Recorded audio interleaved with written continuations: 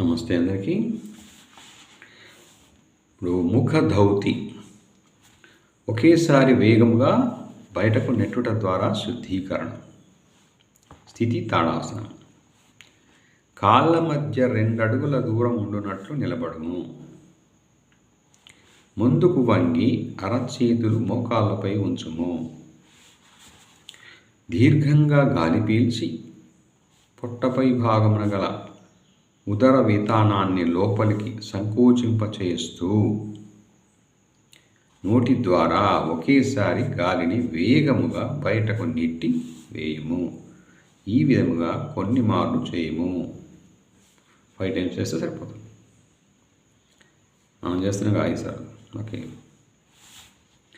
Thank you viewers, thank you subscribers. Yours Jayaprakash, yoga instructor.